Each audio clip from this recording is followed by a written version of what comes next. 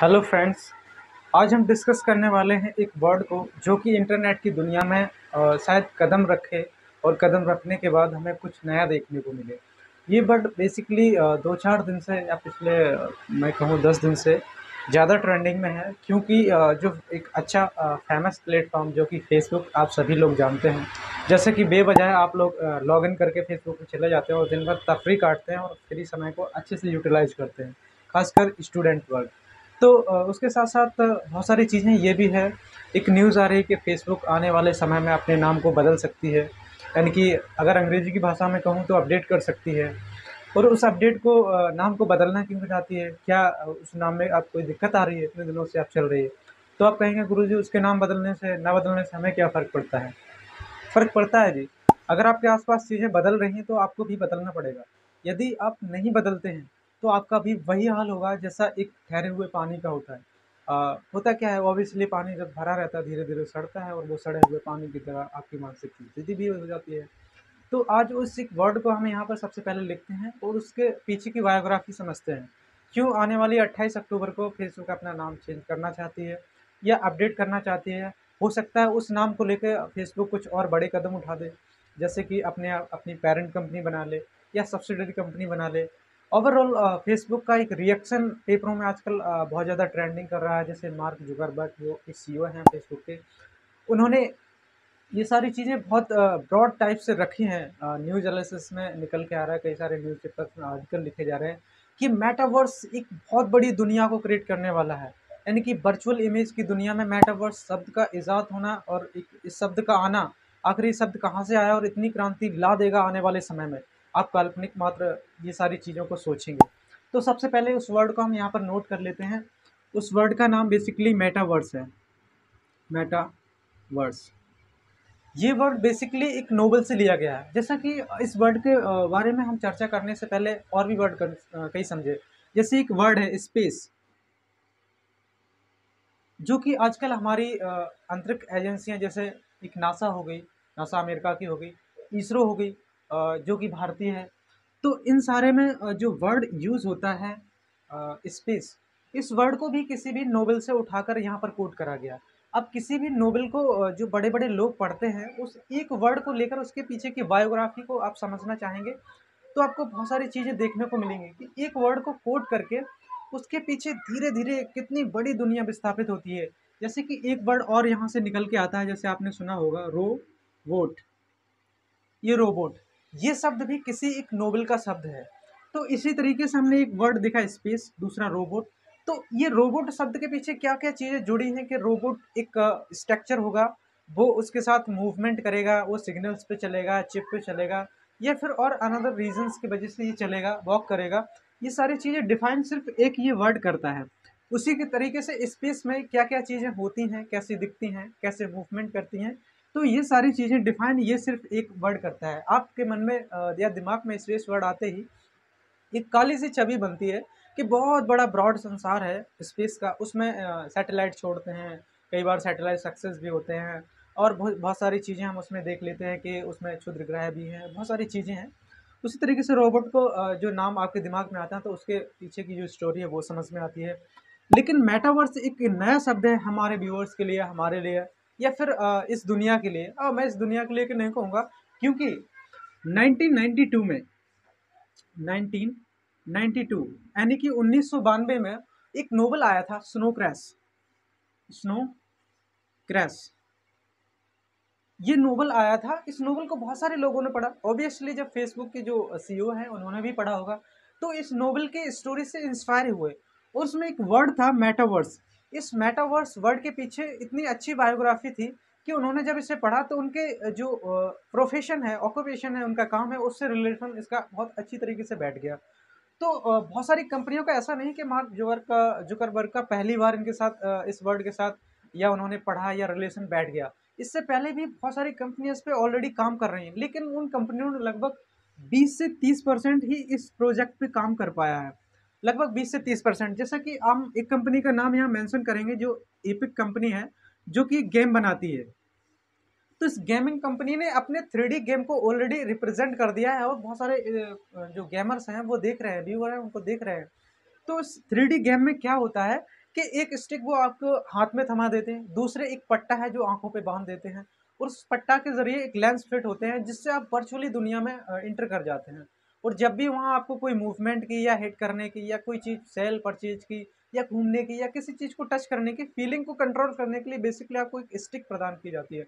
उस स्टिक के ज़रिए आप टच करते हैं और बेसिकली उस पार्टिकुलर वर्चुअल जो पिक्चर है या फिर कोई आर्टिकल है उसको हम टच करके अपनी फीलिंग को बाकायदा रनिंग कंटिन्यूस रखते हैं। तो उस तरीके की गेम है।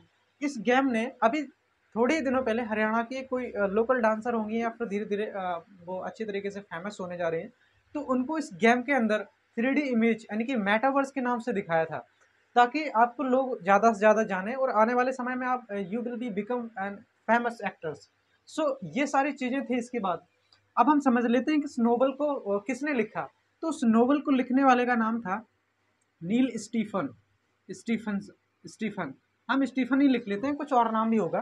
तो बेसिकली ये नोवेल 1992 में रिलीज़ हुआ और उसने उस नाम का नोवेल का नाम था स्नो क्रैश। ये अपने एग्जाम्स में आ सकता है, इसलिए हमने इसका नाम यहाँ पर रखा। और नील स्टीफन का ये नोवेल था। तो इस नोवेल में ऐसा एक वर्ड मिला है जिसे हम मेटावर्स कहते हैं। अब मेटावर्स को समझने के लिए पहले हम इंटरनेट की दुनिया में थोड़ा बैक में जाएंगे, क्योंकि आपको याद होगा कि जब इंटरनेट की शुरुआत थी तो उस समय एमएमएस से स्टार्ट हुआ था। एमएमएस। तो मैसेज की दुनिया धीरे धीरे स्टार्ट हुई। पहले हम सिर्फ लेटर को मैसेज करते थे, फिर कुछ दिन बाद हम इमेज को मैसेज कर सकते हैं। ये सारी खूबियाँ धीरे धीरे आने लगी और अब धीरे धीरे ये ट्रेंड आगे बढ़ा। तो हम एक 2D इमेज को देख सकते थे, यानी कि किसी भी फोटो को हम ऐसे देख सकते थे, एक आगे और उसका बैक साइड देख सकते थे।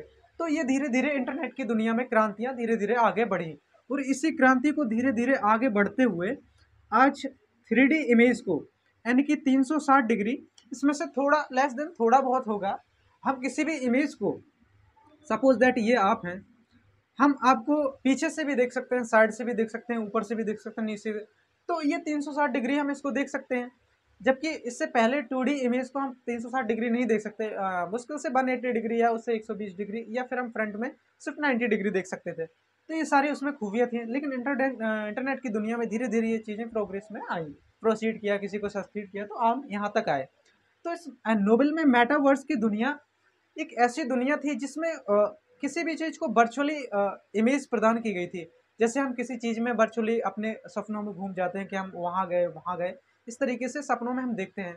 सपोज़ दैट आप यहाँ इंडिया में बैठे हुए हैं और आपको यहाँ से बैठे-बैठे अमेरिका के किसी मॉल में परचेजिंग करनी है, खरीदारी करनी है। ज़ाहिर-सी बात है कि आप सिर्फ़ कोई भी सामान लेने के लिए तो स्पेशल अमेरिका नहीं जाएँगे। हो सकता है आप इन फ्यूचर जाएँ, लेकिन मैं अभी यहाँ नहीं मानता, सिर्फ़ एग्ज़ाम्पल के तौर पे डिस्कस करने के लिए रख लेता हूँ।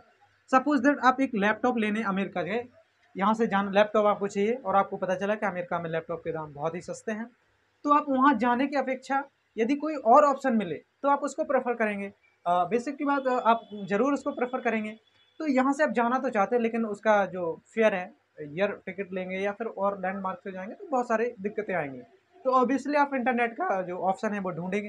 तो आप इंडिया में बैठ के यूएस के मॉल में वर्चुअली परचेजिंग कर सकेंगे, यानी कि आपका मेटावर्स, आपकी छवि, आपकी जो आकृति है, वो वहाँ जाके आपके सामान को कलेक्ट करेगी और पार्टिकुलर काउंटर पे जाके दे देगी। तो आप वहाँ से क्रिप्टो करेंसी में या फिर फ़ोन पे, गूगल पे, एक्स्ट्रा जो वहाँ पर एक्सेप्टेबल हो उससे आप पेमेंट करेंगे और उस पार्सल को लेकर आप पार्सल डिपार्टमेंट में दे देंगे और वो आपके पास आ जाएगा। तो इससे ये प्रॉफिट है कि हम एक जगह बैठ के दुनिया में किसी कोने में कनेक्ट हो सकते हैं। मेटावर्स ये है बेसिकली। गेमिंग की दुनिया में 3D इमेज को बनाना, कि एक जगह बैठे हम किसी चीज़ को रिप्रेजेंट करते हैं। जैसे आजकल बहुत सारे ऑनलाइन प्लेटफॉर्म हैं, जैसे आप जैसे जूम ऐप देख लीजिए, आप इंटरव्यू के लिए अक्सर उसका यूज़ करते हैं। लेकिन हम उस जूम ऐप में सिर्फ हम 2D इमेज को ही देख सकते हैं। हम वीडियो कॉल करके सिर्फ फ्रंट को देख सकते हैं, बैक ऐसा नहीं, बैक को भी देख सकते हैं, लेकिन हम डायरेक्टली जाकर वहाँ रिप्रेजेंट नहीं हो सकते हैं। लेकिन अब ये काम होने वाला है कि अब सिर्फ जैसे प्रोजेक्टर के जरिए किसी भी इमेज को प्रेजेंट करा जाता है, इसी तरीके से मेटावर्स की दुनिया में आपको रियलिटी में प्रेजेंट करा जाएगा और उस प्रेजेंटेशन को ही यहाँ मेटावर्स किया है।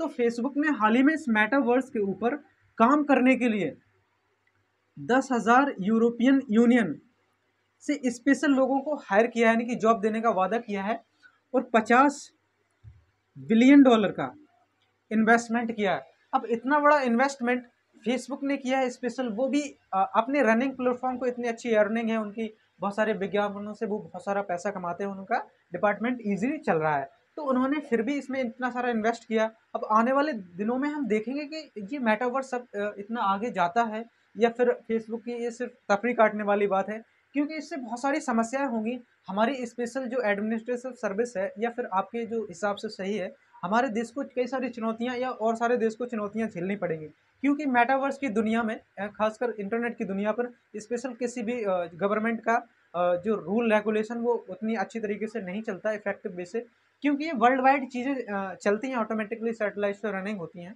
तो इन पे उतना सारा रिलायबल कानून नहीं लागू हो सकता है, क्योंकि बहुत सारी समस्याएं भी आएंगी किसी के साथ, किसी के इलीगल तौर से किसी जगह पे घुसना। क्योंकि इसमें एक प्रावधान ये भी है कि अब ये मेटावर्स को यूज़ करने के बाद, इस प्लेटफॉर्म को यूज़ करने के बाद, यहाँ से आप किसी भी शॉपिंग मॉल में एंट्री कर सकते हैं, लॉग आउट लॉग इन का झंझट खत्म हो जाएगा, किसी भी कॉम्प्लेक्स में आप इजीली जा सकते हैं, आपकी वर्चुअल इमेज जा सकती है। तो वहाँ पर बहुत सारी स्टोलन जैसी, रॉबरी जैसी समस्याएं देखने को मिलती हैं। एनी हाउ, जो भी आगे अपडेट आएगा हम आपको अपडेट देते रहेंगे। हमारे इस चैनल पे आपको बने रहने के लिए, सबसे पहले अपडेट पाने के लिए कुछ छोटे से काम करने पड़ेंगे। सो आप सबसे पहले रेड कलर में जो हेडिंग दिख रही है सब्सक्राइब, अगर नए हैं तो उसको सबसे पहले हिट करें। आफ्टर दैट आप लाइक करें और बेल आइकन को जरूर प्रेस कर लें, क्योंकि आने वाले अपडेट्स का जो अलर्ट है वो आपको सबसे पहले मिलेगा। Thank you for watching.